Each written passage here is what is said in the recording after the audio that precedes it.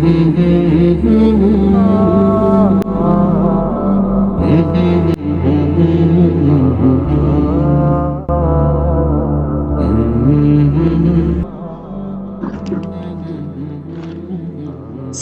আলাইকুম ওয়া রাহমাতুল্লাহ। ইন্নাল হামদালিল্লাহি ওয়ালাইকুম তাআলা আসসালাম। ওয়াসসালাতু ওয়ালাইকুম ওয়াসসালামু আসসালাম। আলা মান লা নাবিয়্যা বা'দা ওয়া আলা আলিহি ওয়া আসহাবিহি ওয়া আহলি বাইতিহি আজমাইন। ওয়া ক্বালা আল্লাহু তাআলা ফিল কুরআনিল কারীম ওয়া লাকাদ ইয়াসসারনাল কুরআনা লিয-যিকরি ফাহাল মিন মুদ্দাকির। আলহামদুলিল্লাহ, সমস্ত প্রশংসা মহান আল্লাহ সুবহানাহু ওয়া তাআলার দরবারে, যে মহান রব্বি কারীম আজকের এই ক্লাসে উপস্থিত হওয়ার জন্য আমাদেরকে তৌফিক দান করেছেন। সকলে বলি আলহামদুলিল্লাহ। দরুদ সালাম পাঠ করি প্রিয় নবী মুহাম্মদুর রাসূলুল্লাহ সাল্লাল্লাহু আলাইহি ওয়াসাল্লামের প্রতি। প্রিয় কোরআনের সাথী ভাইয়া এবং আফুরা, দেশ এবং দেশের বাহির থেকে আজকের এই লেভেল 1 তৃতীয় ব্যাচে আপনারা যারা অংশগ্রহণ করেছেন, আপনাদের সকলকে আহলান সাহলান ওয়া মারহাবান বিকুম।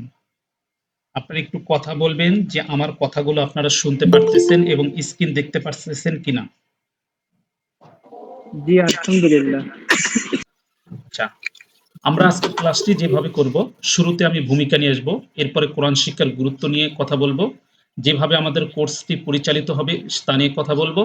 এরপর একটা প্রশ্নোত্তর পর্ব থাকবে, সেখানে আপনাদের কথাগুলো আমরা শুনবো। মহাগ্রন্থ আল কোরআন আল্লাহ সুবহানাহু ওয়া তাআলার পক্ষ থেকে নাজিলকৃত সর্বশেষ ও সর্বশ্রেষ্ঠ গ্রন্থ। সব ধরনের জ্ঞান বিজ্ঞানের আধার এই মহাগ্রন্থ। মানবজাতির সর্বপ্রকার সমস্যার সঠিক সমাধান দিয়েছে আল কোরআন।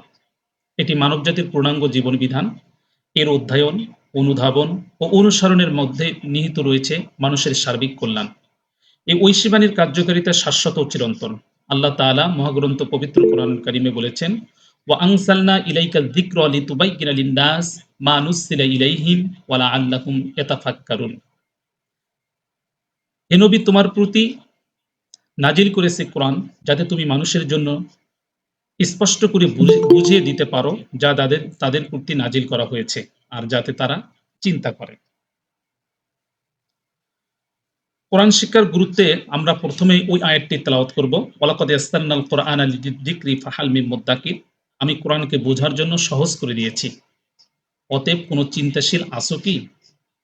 তাহলে আমরা কোরআনটা কোনো মতো পড়া শিখলেও আমরা কোরআনের অর্থ অনুধাবন করার চেষ্টা করি না, অথচ আল্লাহ সুবহানাহু ওয়া তাআলা এই কোরআনের ভাষাটাকে একেবারে সহজ করে দিয়েছেন।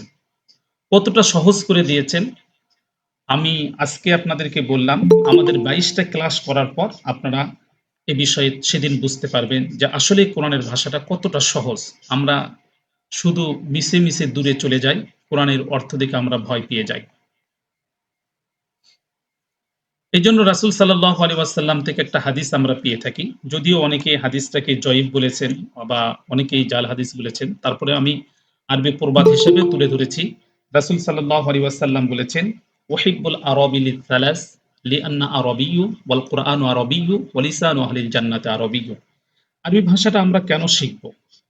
রাসূল সাল্লাল্লাহু আলাইহি ওয়াসাল্লাম বলেন, আমি মুহাম্মদুর রাসূলুল্লাহ সাল্লাল্লাহু আলাইহি ওয়াসাল্লাম, আমি নিজে আরবি ভাষাভাষী, কোরআনের ভাষা আরবি, এবং জান্নাতে যে ব্যক্তিরা যাবে তাদের ভাষাটা হয়ে যাবে আরবি। তাহলে রাসূল সাল্লাল্লাহু আলাইহি ওয়াসাল্লামের উপর যে কোরআনটা অবতীর্ণ হয়েছে তার ভাষাও আরবি এবং রাসূলের সুন্নাহ ভাষাটা হচ্ছে আরবি। সুতরাং আরবি যদি আমরা বুঝতে পারি, আমাদের ইবাদত, আমাদের বন্দগি, কোরআন বোঝা, হাদিস বোঝা, সুন্নাহ বোঝা, তদ অনুযায়ী আমল করা সবকিছু আমাদের জন্য সহজ হয়ে যাবে। আমরা যখন কোরআনকে বুঝবো, তদনুযায়ী আমরা আমল করব, তাহলে আমাদের দুনিয়ার জীবনের পথ চলাটা আমাদের জন্য সহজ হবে। আমরা ন্যায়পরায়ণতা, আমরা সদাচরণ, এই সব কিছু আমরা তখন বুঝে যাব। আল্লাহ তাআলা বলতেছেন, ইন্নাল্লাহা ইয়া'মুরু বিল আদলি ওয়াল ইহসান ওয়া ইতাইজিল কুরবা ওয়া ইয়ানহা আনিল ফাহশাই ওয়াল মুনকারি ওয়াল বাগি ইয়াইযুকুম লাআল্লাকুম তাযাক্কারুন। আল্লাহ তাআলা ন্যায়পরায়ণতা, সদাচরণ ও আত্মীয়-স্বজনকে দান করার আদেশ দেন এবং তিনি অশ্লীলতা, অসৎ কাজ এবং অবাধ্যতা করতে বারণ করেন। তিনি তোমাদের উপদেশ দেন যাতে তোমরা স্মরণ রাখো।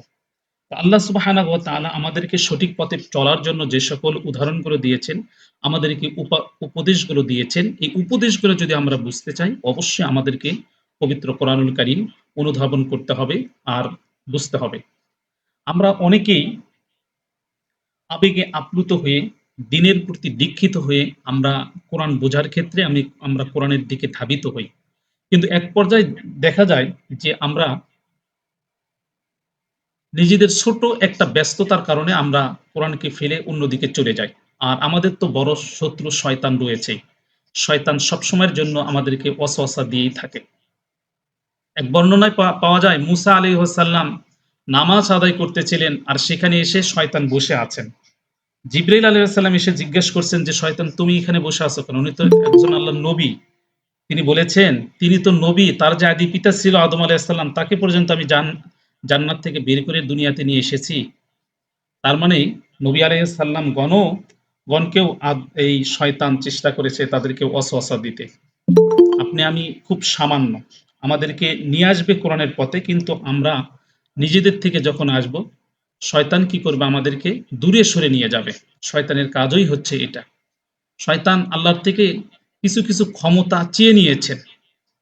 এই ক্ষমতাগুলো তার যতদিন থাকবে কিয়ামত পর্যন্ত সে বেঁচে থাকবে এবং কিয়ামত পর্যন্ত সে মানুষকে ওয়াসওয়াসা দিয়েই থাকবে। যেমন কোরআনে এসেছে, "সুম্মা লাআতিয়ান্নাহুম মিন বাইনি আইদিহিম ওয়া মিন খালফিহিম ওয়া আন আইমানিহিম ওয়া আন শামাইলিহিম ওয়া লা তাজিদু আকসারাহুম শাকিরিন।" শয়তান মানুষের সামনের দিক থেকে, পিছনের দিক থেকে, ডান দিক থেকে এবং বাম দিক থেকে, সব দিক থেকে এসে মানুষকে ওয়াসওয়াসা দেবে। তাহলে বলা হলো মানুষের সব দিক থেকেই যদি শয়তান ওয়াসওয়াসা দেয় তাহলে আমরা চলবো কোন দিক থেকে? যদি আমরা মাথা উঁচু করে চলি তাহলে তো হোঁচট খেয়ে পড়ে যাব।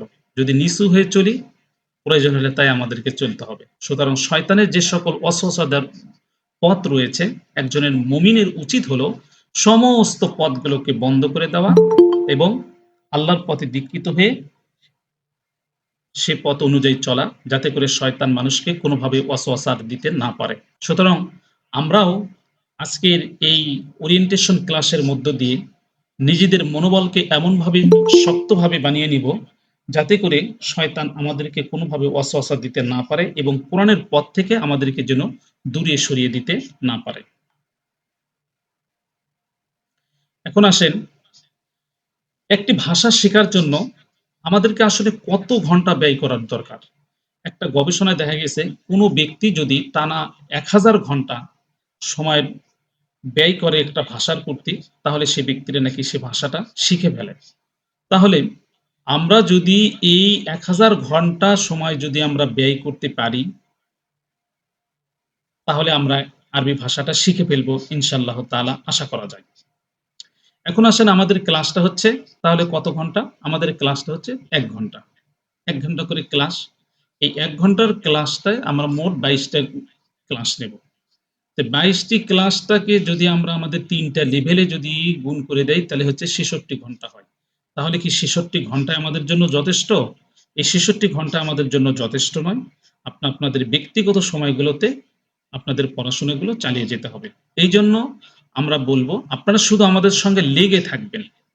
আমরা যা পড়াই তা আমাদের সাথে পড়বেন আর লেগে থাকবেন। ইনশাআল্লাহ তাআলা ইলম দান করার দায়িত্ব হচ্ছে আল্লাহ সুবহানাহু ওয়া তাআলার। আল্লাহ অবশ্যই আপনাকে ইলম দান করবেন এবং সেই ইলম নিয়ে আমরা সকলে ঐক্যবদ্ধভাবে জান্নাত পর্যন্ত চলে যেতে চাই। এখন আসেন, আমাদের যে ৩ টি লেভেল আছে, লেভেল ১, লেভেল ২, লেভেল ৩, আমরা কোন লেভেলে কি পড়ায়ে থাকি? আপনারা এই জায়গাটুকু একটু স্ক্রিনশট দিয়ে নিতে পারেন আপনাদের মোবাইল থেকে। আচ্ছা, লেভেল ১ এ আমরা মৌলিক ব্যাকরণগুলো পড়ায়ে থাকি। অর্থাৎ ফান্ডামেন্টাল যে ব্যাকরণগুলো রয়েছে, আরবি কওয়ায়েদগুলো রয়েছে, যেগুলো আল্লাহ সুবহানাহু ওয়া তাআলা অধিকতর পবিত্র কোরআনুল কারিমে ব্যবহার করেছেন, সেগুলো আমরা পড়ায়ে থাকি। এরপর আমরা ১০০ টা ক্রিয়াপদ পড়ায়ে থাকি। অর্থাৎ ভার্ব আমরা ১০০ টা ভার্ব পড়ায়ে থাকি। ৩০০ টা অক্রিয়াপদ অর্থাৎ নন ভার্ব আমরা পড়ায়ে থাকি। মোট হচ্ছে ৪০০ টা আমরা শব্দ পড়ায়ে থাকি। আচ্ছা, আর আমরা ১০ টি সূরা পড়ায়ে থাকি। এই ১০ টি সূরা আমরা তারকিব সহ প্রতিটি শব্দ, প্রতিটি অক্ষর, কোনটাতে জের হলো, কোনটাতে জবর হলো, এই আমরা আমাদের লেভেল 1 এ আমরা পড়ায়ে থাকি। যদি কেউ এই ১০ টি সূরা তারকিব সহ বুঝে, অর্থ করা বুঝে যদি পড়তে পারে এবং আমাদের যদি ২২ টি ক্লাস যদি মনোযোগ সহকারে সে শিখতে পারে, এবং আত্মস্থ করতে পারে, আমরা এতটুকু আপনাদেরকে গ্যারান্টি দিতে পারি যে কোরআন শরীফের যে কোনো জায়গা থেকে শব্দটার অর্থ আপনার জানা থাকলে আপনি অর্থ করতে পারবেন। আর যদি শব্দটার অর্থ আপনার জানা না থাকে, কমপক্ষে আপনি সেখানকার গ্রামেটিক্যাল যে টার্ম রয়েছে এই টার্মটুকু কমপক্ষে বুঝবেন। আচ্ছা, আপনাদেরকে আরেকটু ধারণা দেই, আমরা লেভেল 2 এবং লেভেল 3 তে আমরা কি পড়ায় থাকি। আমরা লেভেল 2 তে আমরা পড়ায় থাকি উচ্চতর ব্যাকরণ, এবং হচ্ছে প্রতি ক্লাসে আমরা হচ্ছে ভার্ব এবং নন ভার্ব পড়ায় থাকি। সেখানে আমরা 200টা ভার্ব পড়ায় থাকি আর 300টা নন ভার্ব পড়ায় থাকি। লেভেল 3 তে গিয়ে আমরা উচ্চতর ব্যাকরণ পড়ায় থাকি, এবং হচ্ছে সেখানে বালাগাত এবং মান্তিক থাকে। আর হচ্ছে নন ভার্ব ভার্ব মিলে হচ্ছে 600টা। আপনারা এখানে লক্ষ্য করেন, একটা গবেষণায় দেখা গেছে কোন ব্যক্তি যদি 1500 শব্দের মতন যদি আয়ত্ত করতে পারে, তাহলে হচ্ছে সে পুরো কোরআন শরীফের বলা হচ্ছে যে 95 থেকে 98% পর্যন্ত সে পবিত্র কোরআনের তার জানা হয়ে থাকে। তাহলে আমরা সেদিকে লক্ষ্য করে আমরা আমাদের 3টি লেভেলে আমরা 1500 শব্দ পড়ায় থাকি। লেভেল 1 এ আমরা 400 শব্দ পড়ায় থাকি, লেভেল 2 তে আমরা 500 শব্দ পড়ায় থাকি, আর লেভেল 3 থেকে আমরা 600 শব্দ পড়াবো। এই টোটাল হচ্ছে 1500 শব্দ। এখন আসেন, আচ্ছা, এই বিষয়গুলো আমি স্কিপ করে গেলাম। আমরা যে শব্দগুলো পড়াবো সেগুলো কিভাবে পড়াবো আপনাদেরকে একটু ধারণা দিচ্ছি। মনে করেন যে সকল ক্রিয়াগুলো আছে, এই ক্রিয়াগুলোর যে ফর্মগুলো রয়েছে, এই প্রতিটি ফর্ম আপনাদেরকে আমরা দেখায় দেব। যে অতীতকালীন হলে তার ফর্ম কিভাবে হবে, অনতীতকালীন হলে সেইটার ফর্মটা কি হবে, এবং আদেশ সূচক হলে তার ফর্ম কি হবে, নাফি বা নাহি হলে তার ফর্মটা কি হবে, সবগুলো আমরা প্রত্যেকটি শব্দের, এই যে আমরা বললাম আমরা 100টা আপনাদের কাছে ক্রিয়া পড়াবো, প্রতিটি 100 প্রতিটা শব্দেরই আমরা সবগুলো ফর্মগুলো আপনাদেরকে দেখায় দেব, এবং তালিল এবং হচ্ছে আহ তারকিব সহ আমরা পড়ায় দেব, এবং প্রতিটা শব্দ আমরা নিয়ে আসবো। এই শব্দটা মহাগ্রন্থ পবিত্র কোরআনুল কারিমে আল্লাহ সুবহানাহু ওয়া তাআলা কিভাবে ব্যবহার করেছেন, আমরা সেই আয়াত নিয়ে আসবো। আয়াত নিয়ে শেষ তার অর্থ করে আমরা দেখায় দেব, এবং সেই আয়াতটি পবিত্র কোরআনুল কারিমের কোথায় থেকে নেওয়া হয়েছে সেটা আমরা দেখায় দেব। তো আমরা শব্দগুলো শুরু করব এইভাবে, পবিত্র কোরআনুল কারিমের সবচেয়ে বেশি শব্দ যেটা ব্যবহার হয়েছে সেটা থেকে আমরা শুরু করব। দেখেন, কলা শব্দটা পবিত্র কোরআনুল কারিমে 1618 বার ব্যবহার হয়েছে। আমরা এইভাবে এখান থেকেই শুরু করেছি। আবার নন ভার্ব যেগুলো রয়েছে, নন ভার্বগুলোর মধ্যে সবচেয়ে বেশি ব্যবহার হয়েছে মিন শব্দটা 3226 বার, এটা আমরা প্রথম নিয়ে এসেছি। এরবারে এইভাবে শুরু হয়ে সবচেয়ে কম ব্যবহার যে শব্দটি সেটা পর্যন্ত চলে আসবে। এইভাবে আমরা পড়ায় থাকবো। এখন আসেন মূল্যায়ন প্রক্রিয়া, আমরা কিভাবে আপনাদেরকে মূল্যায়ন করব এই কথাটি একটু মনোযোগ সহকারে শুনবেন। আমরা প্রতি শনিবার এবং মঙ্গলবার রাত্রে আপনাদেরকে ক্লাস নেব, এবং আমরা নোটিফিকেশন দিয়ে দেব। এরপর ক্লাস যেদিন হবে তারপর পরের 2 দিন আমরা আপনাদেরকে ওই ক্লাসটা আবার প্র্যাকটিস করাবো, এবং ওই ক্লাসের উপর আপনাদের কুইজ টেস্ট থাকবে। 10 থেকে 10 কিংবা 10-এর বেশি হতে পারে প্রশ্ন থাকবে। সেই কুইজ টেস্টের একটা সময় দেওয়া থাকবে, আপনারা সেখান থেকে উত্তর করবেন। এরপর প্রতি 5টা ক্লাসের পর পুরো ক্লাস আমরা আবার রিভিউ দেব। এইভাবে 12টা ক্লাস হওয়ার পর আমরা একটা মিড টার্ম এক্সাম নেব, এবং ফাইনাল যখন হয়ে যাবে, অর্থাৎ 22টা ক্লাস শেষ হবে, আমরা একটা ফাইনাল এক্সাম নিয়ে নিব। অর্থাৎ প্রতিটা ক্লাস আপনার সামনে আমরা 6 বার করে উপস্থাপন করব। আরেকটা মজার বিষয় হলো যে আমরা যেদিন যেই ক্লাসটা নিব সেই দিন বেলা 11টার মধ্যে আপনার কাছে 15 মিনিটের একটা ভিডিও দেব, এবং লেকচার শিটটা পাঠিয়ে দেব।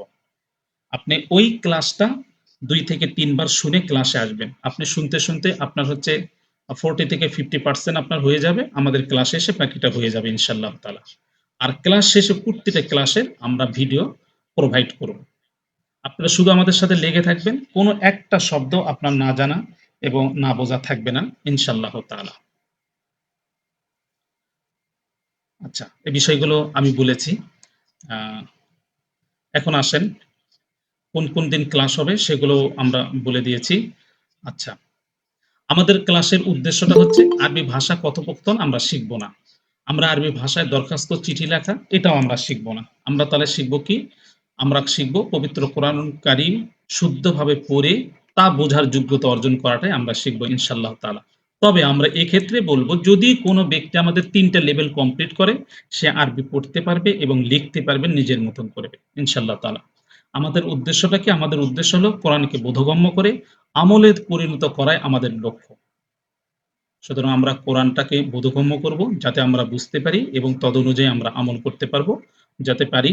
এই দোয়াটাই আমরা আল্লাহ সুবহানাহু ওয়া তাআলার কাছে দোয়া করব, যাতে করে আমরা ইহকালীন শান্তি এবং পরকালীন মুক্তি পেতে পারি।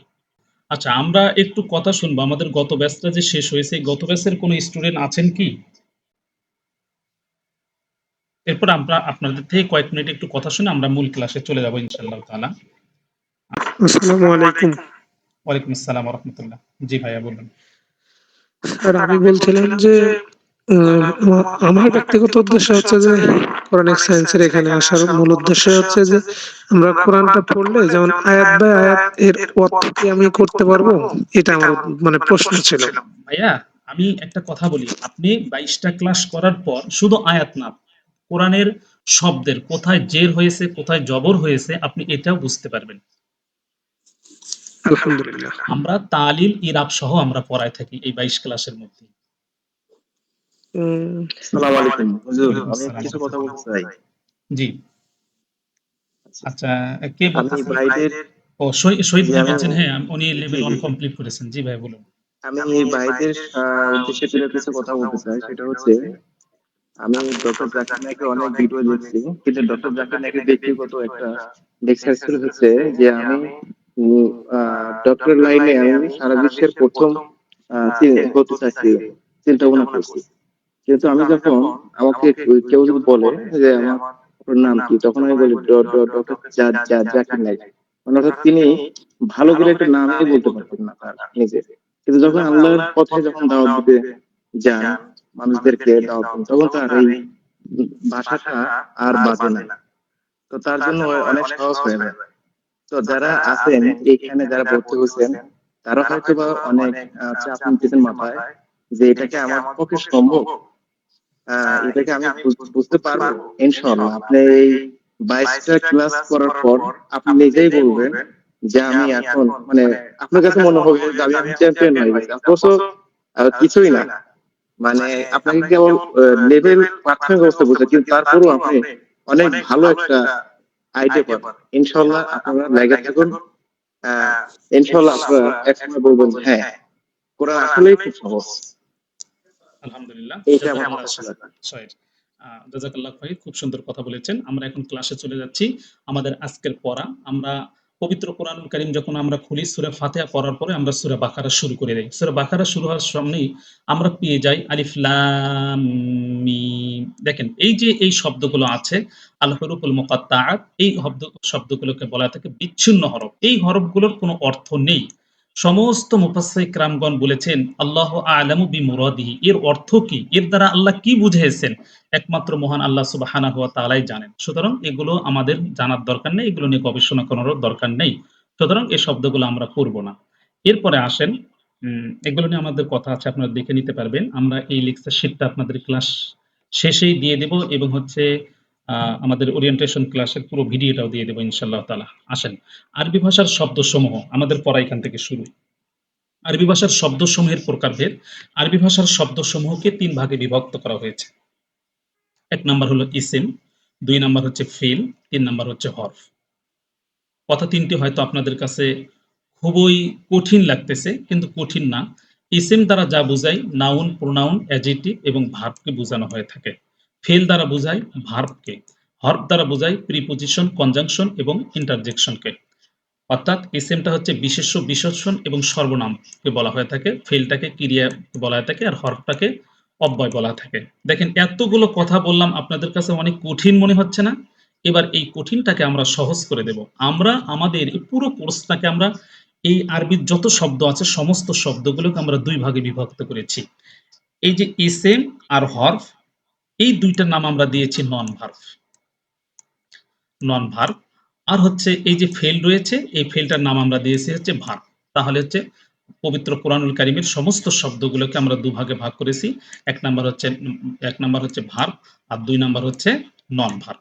এবার আসেন এই কথাগুলো আমরা বলবো যে আমরা আমাদের সম্পূর্ণ কোর্সটি সমস্ত আরবি শব্দকে ২ ভাগে ভাগ করেছি। একটা হচ্ছে ভার্ব আর একটা হচ্ছে নন ভার্ব। তো আমরা ভার্ব পড়ব, নন ভার্ব পড়ব, আর হচ্ছে সাথে আমরা কি করব, গ্রামাটিক্যাল যে টার্মগুলো আছে গ্রামাটিক্যাল টার্মগুলোকে আমরা ২২ ক্লাসে পড়ে ফেলবো ইনশাআল্লাহ তাআলা।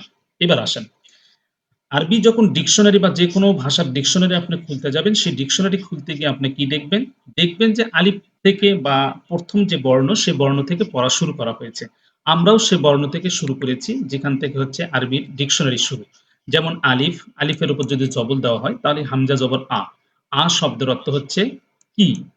অর্থাৎ কোনো প্রশ্নবোধক বাক্য তৈরি করতে এটা ব্যবহার হয়ে থাকে। এটা অর্থ প্রদান করা থাকে ডু অথবা অক্সিলারি ভার্ব দ্বারা যে প্রশ্ন তৈরি করা হয়ে থাকে, সেখানে হচ্ছে এই আলিফ জবর আ নিয়ে আসা হয়। এই আলিফ জবর আটাকে বলা হয়ে থাকে আরবি ভাষায় হামজায়ে ইস্তিফহামিয়া।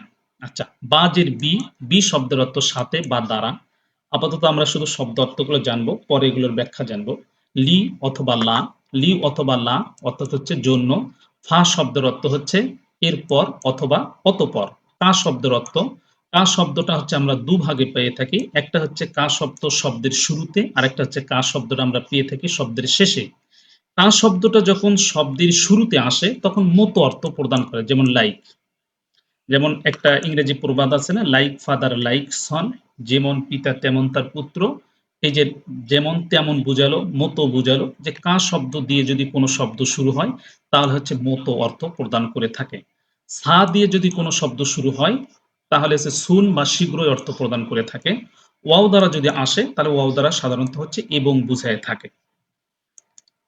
তাহলে আমরা এখান থেকে দেখলাম আলিফ জবর আ অর্থ হচ্ছে কি, বাজের বি অর্থ হচ্ছে সাথে বা দ্বারা, লামজের লি লাম জবর লা অর্থ হচ্ছে জন্য, ফা জবর ফা হচ্ছে এরপর, কাপ জবর কা যদি শব্দের শুরুতে আসে তাহলে হচ্ছে অর্থ দেবে মতো বা লাইক, সিন জবর সা অর্থ দেবে শীঘ্রই, ওয়াও জবর ওয়া অর্থ দেবে এবং।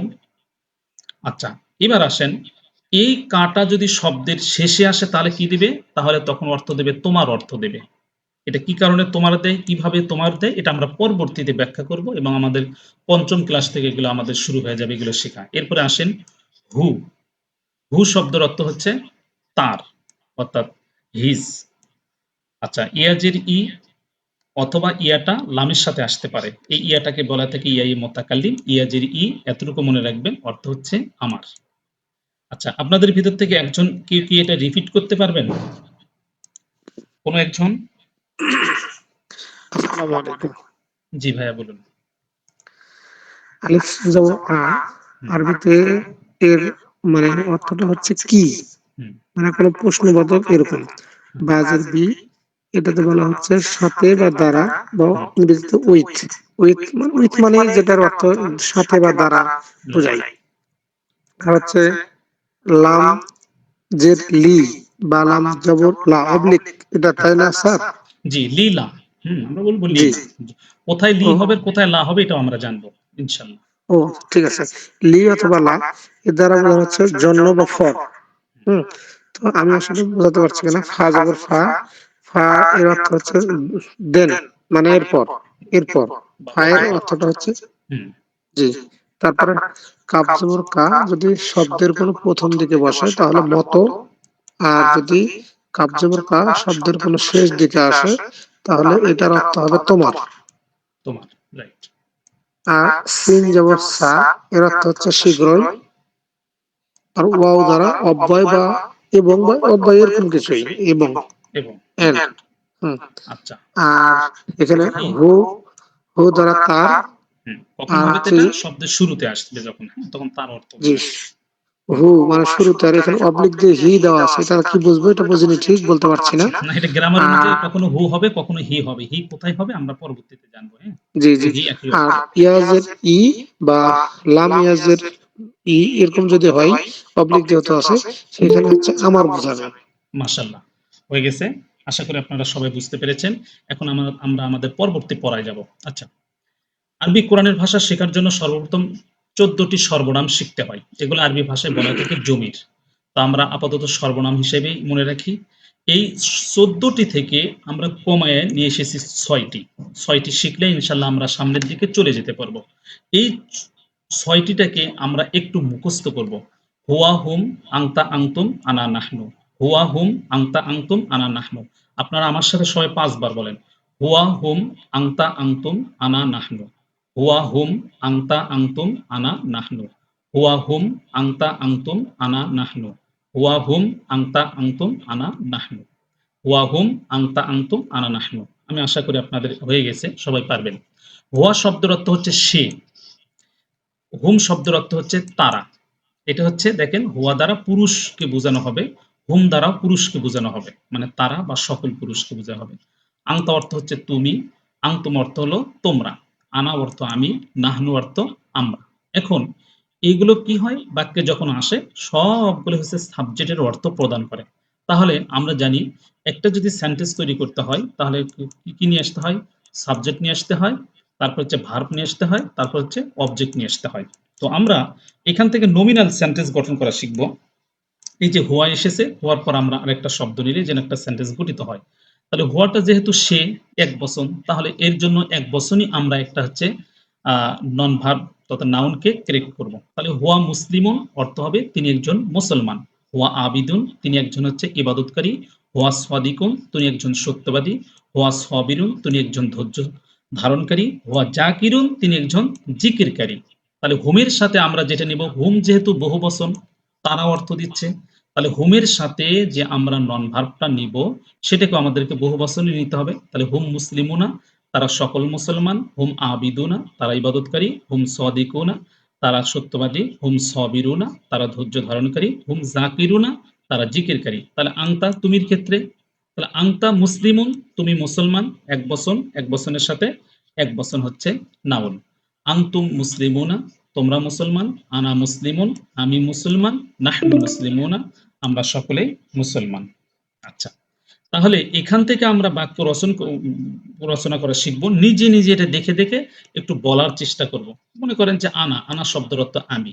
এখন আমি ধৈর্যশীল, এরও আরবিটা কি হবে? এই দেখেন চলে আসছে, আনা সবিরুন আমি ধৈর্যশীল। নাহনু দ্বারা যদি আমি বলি তোমরা আমরা ধৈর্যশীল, তাহলে কি হবে? নাহনু সবিরুনা। এইভাবে এই অংশটাকে আপনারা প্র্যাকটিস করে নেবেন। একজন একটু আসবেন, এই যে হুয়া হুম আংতা আংতুম এগুলোর একটু অর্থ বলবেন। জি বলুন, একজন হ্যান্ড রাইজ করেছেন,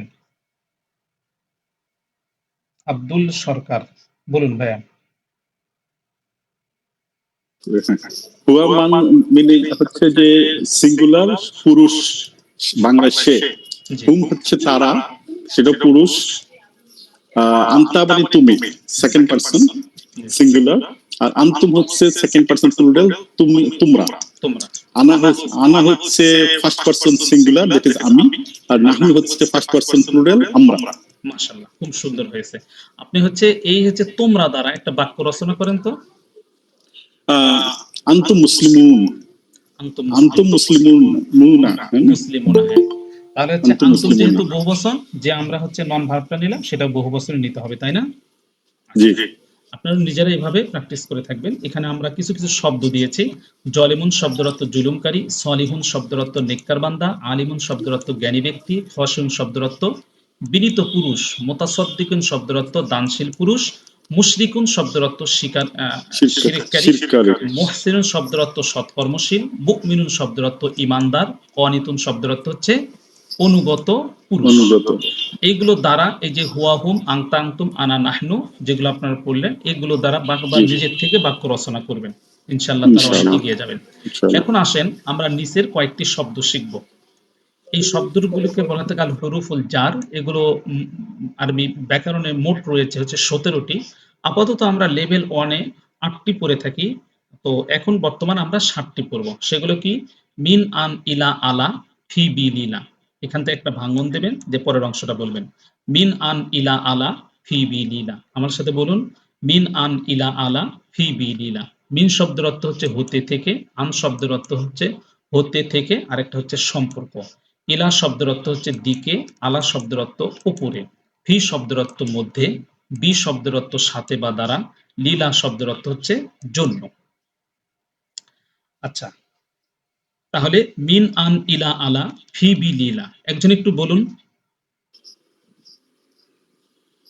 জি, হ্যান্ড রাইজ মিনিং, আমরা দেখতে পাচ্ছি জি দুরুল ভাই। জি হ্যাঁ বলুন, আপনি বলুন, জি তারপর দুরুল জি ভাই জি বলবেন। জি। মিন আন ইলা আলা, মিন আন ইলা আলা। মিন হচ্ছে হতে থেকে, আন হচ্ছে হতে থেকে এবং একটা সম্পর্ক, ইলা হচ্ছে দিকে, টুয়ার্ডস সামথিং, আর আলা হচ্ছে উপরে, ইয়েস। Above on. আর ফি হচ্ছে মধ্যে, ইন বে হচ্ছে সাথে বা দ্বারা, আর লীলা হচ্ছে জন্য। জন্য। আচ্ছা, জুরুনিতা ভাই বলুন, আপনি হ্যান্ড রাইজ করেছিলেন।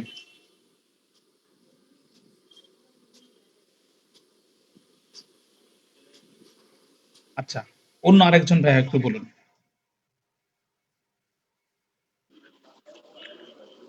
জি আসসালামু আলাইকুম। ওয়ালাইকুম আসসালাম। জি বলুন।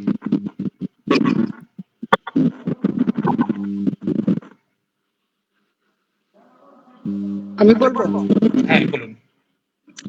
জি, মিন আন ইলা আলা, মিন অর্থ হতে থেকে, আন হতে থেকে সম্পর্ক, ইলা দিকে, আলা উপরে, বি মধ্যে, বি সাথে দ্বারা, বি লা জন্য। মাশাআল্লাহ, সুন্দর হয়েছে।